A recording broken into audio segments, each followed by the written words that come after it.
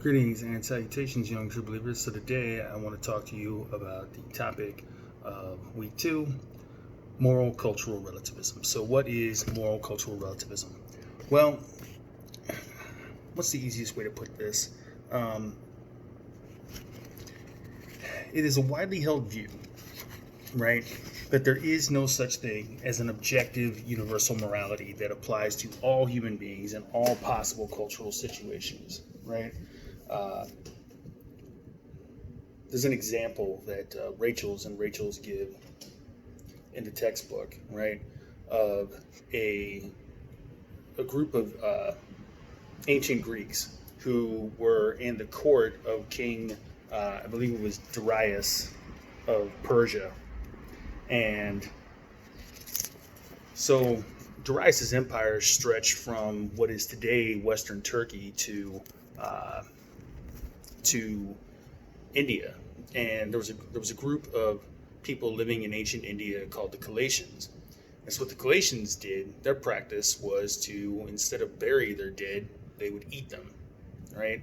And when they found out that the Greeks buried their dead, they were horrified. And when the Greeks found out that the Galatians ate their dead, the Greeks were terrified. So, right? So this example is used by Herodotus, the ancient Greek historian, to show that morality differs and that no one shares the same morality. Well, that view has a name, and it's moral relativism. Moral relativism, sometimes you'll see it referred to as cultural relativism. It's an extremely influential theory, a very popular theory, and a very, very wrong-headed theory, a very mistaken theory. So, let me talk to you a little bit about this. I'm going to read you an example from the text, and we're going to come back to this when we're done talking about it. In 1996, a 17-year-old named Fauzidia Kasinja arrived at Newark International Airport in New Jersey and asked for political asylum. She fled her native country of Togo in West Africa to escape a procedure known as excision. So what's excision? You know excision better by its more common name, female genital mutilation or female circumcision. It's when they remove the prepuce from the clitoris. Now you might be asking, okay, well, why would anyone do this? And there are several reasons. One, but the primary reason, I should say, is that it's believed that if a woman does not enjoy intercourse with her husband, she's not going to enjoy intercourse with anyone else, and hence she will not be tempted to have an extramarital affair. And in some of the cultures that practice this excision, they believe that it keeps a woman cleaner. It's nonsense. So this young lady, she was 17, she fled her hometown and went to the capital city and went to the U.S. Embassy and sued for asylum, right? She filed as a constitutional right, an asylum plea. And so her case was held up for a year while the courts tried to decide whether or not to grant her asylum, whether or not this was a case in which she could be granted political asylum, right? Eventually she did get asylum, but in the meantime, right, many people were writing letters to the editors, and there were a number of op-eds in the New York Times, the Washington Post, the Wall Street Journal during this time, late 90s. Well, we shouldn't be too quick to judge, because doubtless our culture seems strange to others, and that's true, right? It's very true. And obviously, there are culinary practices that differ from culture to culture, right? The French like escargot, eating snails, right? Most Americans wouldn't eat snails, right? But we're talking about morality, and that's something much more important. So, with respect to this situation, female genital mutilation, there are only two relevant moral questions here. And the first question is this procedure medically necessary? And the answer is no. The second question is, will this procedure enhance the well-being of the person who undergoes it, or will this procedure undermine the well-being of the person who undergoes it? Obviously, it's going to undermine their well-being. It's going to destroy their sexuality. They'll never be able to enjoy sexuality ever with anyone.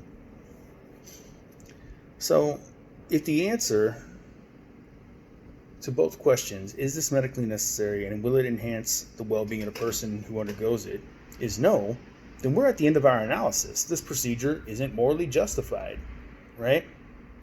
Now, the moral relativist at this point will object and say, well, it's a matter of empirical fact. When you travel from nation to nation, or even within a nation, you're going to see differences of opinion about what's right and what's wrong. That's true. That's true. That doesn't mean that morality is relative. What it does mean is that one or the other group is mistaken, right? So, in order to understand why this is so important, we need to talk about a concept known as moral progress. Moral progress is the idea that our society in late August of 2020, or just contemporary America generally, is more moral than our society was at this time in 1843. And when we examine the socio-cultural conditions in 1843, what do we find?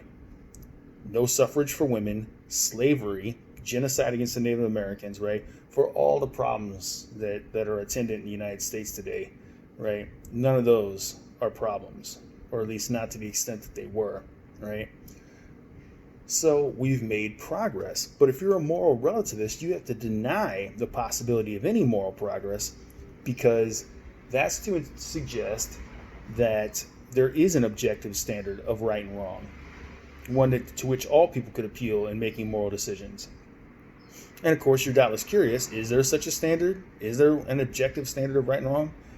Well, we have at least one. In the case of the young lady filing for asylum in 1997, so she would not have to undergo female genital mutilation, excision, shows us what that standard is. We have at least one standard: pleasure and pain, right? At least one standard of right and wrong. Now, the moral relativist will object. Well, okay, but it's still not the case that as of, August 31st, 2020, that there is a universally agreed upon set of rules to which all human beings would immediately acquiesce. And that's true, but that statement needs some qualifying. Here's why. While it's true that as of today there is no objective universal moral code, what anthropologists and sociologists have found in the past 100 years is that while we don't agree on what we ought to do, we definitely, and there is universal agreement in this respect, we definitely agree on what we should not do, right? We have found numerous instances of practices that are detrimental to society. If you want a functioning society, a society in which people can work and earn a living and take care of their families and occasionally enjoy themselves, right? You cannot have such a society if we do not penalize certain activities, right? Arson, rape, murder, theft. I mean, there are a number of such activities. You can run down the line, right? Why ban them? Because they're not conducive to the well-being of a society, right? They cause far more pain than they do pleasure, right? And every single society prohibits these. And gang, this should also be noted, while there is, as of today, no universally acknowledged moral code, it's still the case, right? It's still the case. Nothing precludes the possibility that tomorrow morning you wake up and the headline is humanity agrees to universal moral code, right? And in fact, humanity took a big step in that direction in 1949 with the adoption of the Universal Declaration of Human Rights, right? This is a key component of the UN Charter, right? There's so much work to be done. The English philosopher Derek Parfit argues that of all the academic disciplines, of all the areas of specialization, morality is the most underdeveloped, and I completely agree. We've got a lot of work to do. One last bit about moral relativism. This is poignant given the current situation in the country with respect to the protest against police brutality and rampant institutionalized discrimination. If you're going to be a sincere moral relativist, you have to deny any possibility of political change or moral progress within your own nation, because the standard for morality would just be whatever the standard currently is. And if that's inadequate, well, that's terrible. Or but actually, I guess if you're a moral relativist, you would say, no, it's not terrible because there can't possibly be an objective standard. But that's nonsense, right?